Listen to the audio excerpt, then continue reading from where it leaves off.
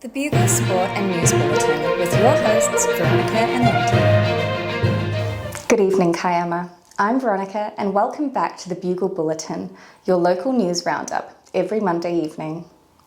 The big story in Kiama this week is of course the by-election on September 13. With 8 candidates now in the race, the competition is heating up fast and Kiama is set to make history by electing its first ever female MP. A war of words has broken out between Labour and the Liberals, with both parties accusing each other of neglecting Kiama. Liberal candidate Serena Copley and opposition leader Mark Speakman have promised $26 million for urgent upgrades to Kiama Sporting Complex if the Liberals win the 2027 election. The funding for Kiama Council's master plan has been welcomed by local sporting groups who have been calling for these improvements for many years. Meanwhile, tensions flared after the Liberals pledged a helipad for the new $780 million hospital at Shellharbour. Just hours later, Labour candidate Caitlin McInerney and Health Minister Ryan Park confirmed the helipad had been approved as part of the New South Wales government's plans. The Bugle caught up with Caitlin McInerney and the Premier on Tiralong Street earlier today. But I'm really proud to be out there every day talking to locals about what New South Wales Min's Labor government has done for our community already, has already delivered, and I'd really like to continue doing that work and delivering into the future. That's why I'm asking for people's votes on the 13th of September. Yeah, I think you've got to approach every election in a humble way and ask for the public's vote, and then it's their call, and we accept the verdict. Speakman and Copley were also out and about in Bomaderry, continuing their attack on the Min's government for their lack of investment in the Kiama region. The Min's Labor government have had 3 opportunities. They have had 3 budget opportunities to invest in our local region, and they have not done so to date. We have a new hospital that the Liberal government, the $438 million that we put into the budget for this wonderful new extension that's raising out of the ground here and will open in 12 months, needing 800 healthcare workers of all descriptions. Kiama's New Year's Eve fireworks went up in smoke at last week's council meeting. Councillor Matt Brown tried getting council to use $99,000 from land sales to fund the display, but Mayor Cameron McDonald used his casting vote to cancel it for this year. While the Mayor apologised to the community, he has defended the decision as fiscally responsible and he hopes to bring back the fireworks in 2026.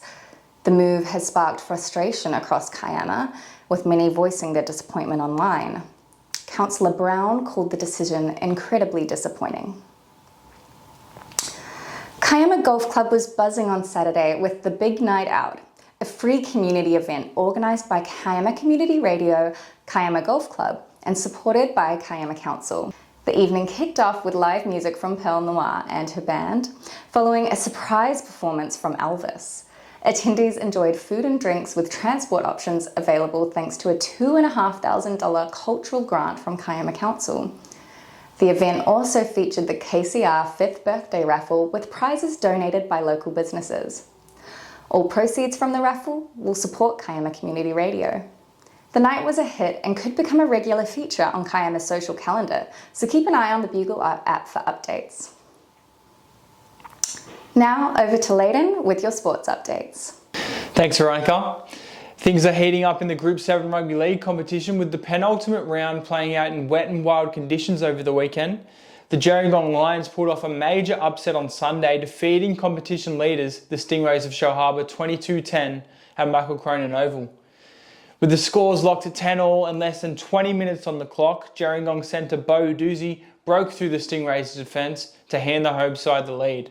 But it was Liam Holland's brilliant solo effort, a grubber kick and regather, that sealed the victory in the 77th minute of the game. And elsewhere, Jamboree were outclassed by the Albion Park Oak Flats Eagles, while the Kiama Knights had the bye. And with just one round to play in the competition, only 3 points separate the 5th place Gerringong from 1st place Shellharbour Sharks. Round 18 next week will determine which teams will be fighting for survival in the first week of finals and which will earn 2 cracks at a grand final berth. And in rugby union, Kiama Rugby's final game of the regular season was cancelled due to weather conditions, meaning both their first and second grade sides finished second on their respective ladders. In a historic moment for the club, Kiama will now host both major semi-finals at home this weekend, and they're calling on the community to show up in force to support them. Reserve grade will take on Shoalhaven at 1:30 p.m, followed by first grade facing Campbelltown at 3 p.m. And finally, a big congratulations to local boxer Jarod Sainsbury, who recently claimed victory at the New South Wales Novice State Titles at the Hudson Hotel in Seven Hills. Representing Boost Boxing in Albion Park, Sainsbury was declared the winner in all 3 of his scheduled bouts. His coach Stephen Anton says this title could be a stepping stone toward a professional career. And that's all for this week's Bugle Bulletin. Have a great week, and don't forget to subscribe to our YouTube channel. And as always, stay classy, Kiama.